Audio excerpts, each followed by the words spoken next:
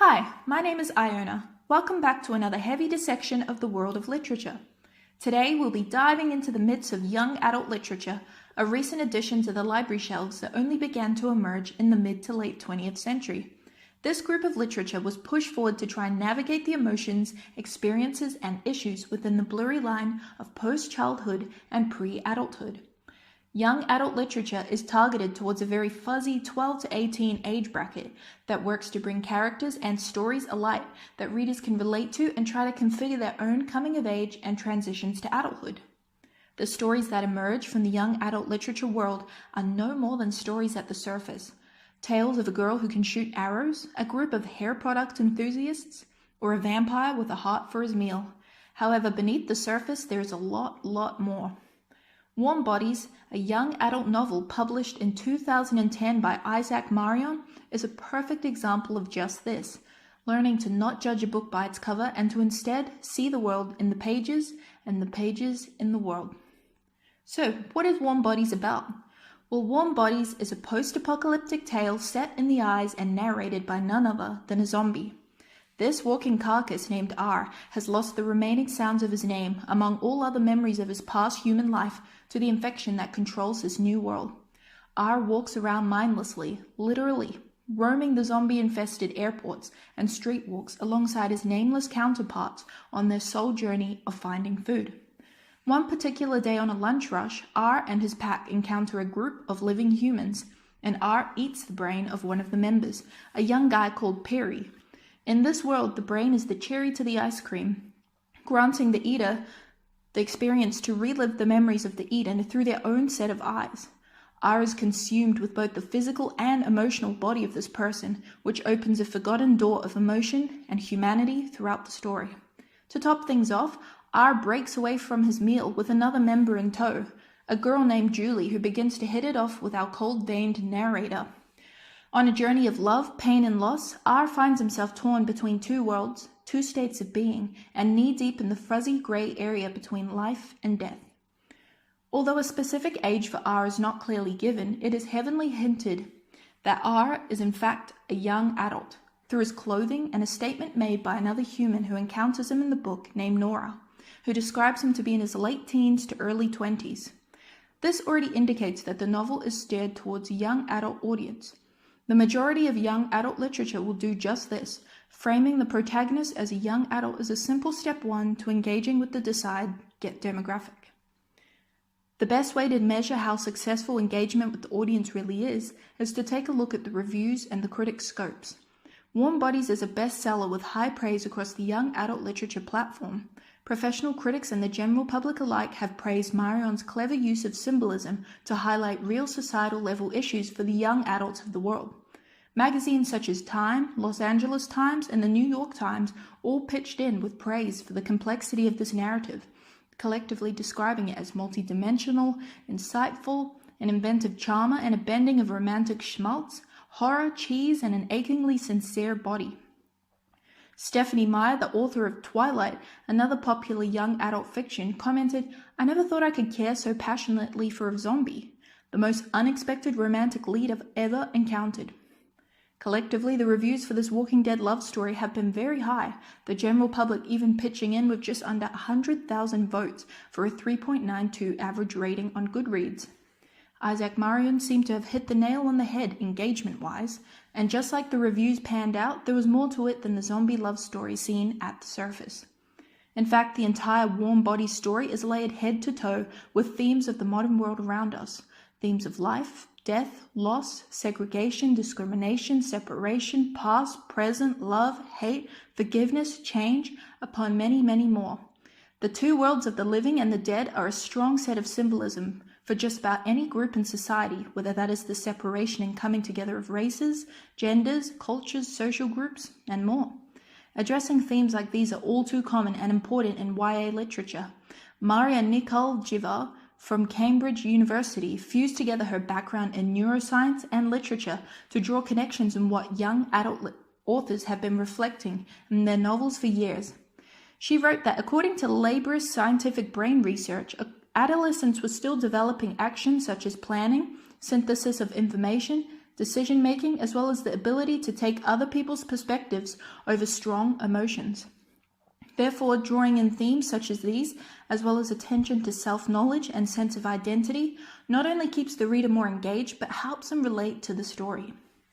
Many academic book analysis have dived into the symbolic meanings behind every setting, time, character, and action in the novel to show correlation to more meaning. Shmoop, a digital publishing company stemmed from the work of real academics in literature, described the symbolism and setting, such as the airport where R and his zombie community dwelled in, as thematically appropriate, for being like a holding cell, a purgatory between one part of life and another, which R also addresses near the end of the novel, claiming that to fix a problem that spans the globe, an airport seems like a good place to start. The stadium which Julie, the living world, reside in is a symbol for recreation and community, a place where people come together, a living microcosm of our society. The ironies that are brought from these symbols are uncanny, for a group of stagnant and lost people roaming like clockwork around a place that once meant freedom and travel, and another group of the supposed safe and free ones who are restricted to the walls and barriers of a place that once meant living was not just about survival, but about celebration and community. With a name like Warm Bodies, this novel was marked from the start to be a marker of parallels, of opposites, ironies, and overlooked revelations, and where they meet. More symbols are scattered across the book, as explored by university humanities and social science major Siriat Pulmo, who introduces the brains, the bonies, and the names as more than they seem. Names are one of the first things introduced to us in the novel, or rather, lack of names. R cannot remember his name. I miss my own name, and I mourn for everyone else's because I'd love to love them, but I don't know who they are. This is one major reason why R is so attracted to Julie. And later in the book, when R visits Julie's stadium settlement, he notices the lack of street names and signs, which have all been replaced by strange symbols. Names in this book hold meaning for the past and reminiscence of the old ways, patterns, and also represent the identity of a person, which is why R feels so lost without his, and the community feels so lost without theirs. Brains in this narrative are also symbols to represent memories and keyholes to the past. While R and all zombies alike are drawn to the brain, wanting desperately to feed and to feel memories and emotions, the living are trying their best to forget the old pre-virus life and turn the memories off, like a switch, or as Julie describes, to kill your memories without having to kill yourself. Another important double meaning is in the form of a life-size, fleshless Roma, or a bony. Bonies in this story are zombies who have given up and been around for so long that they've just torn all the flesh from their bones and now kind of roam around truly lifeless, having succumbed to themselves before succumbing to the virus. The bonies have power and control over the other zombies and try to stop any change or resistance or anything un-zombie-like on the dead side of the world. Skeletal authorians, if you will. So, in pages and pages of symbolism, double meanings, and parallels, what do all of these things mean? What does an airport, stadium, name, brain, and a bony all have in common for the themes of a young adult reader? How can any young adult seek to learn anything from this gigantic puzzle? Well, the commonalities of every individual symbol brought together ties in a web of two sides unable to connect, desperately drawn to one another but separated nonetheless. In fact, this entire novel has been interpreted as the transition from childhood to adulthood and the journey of coming to age.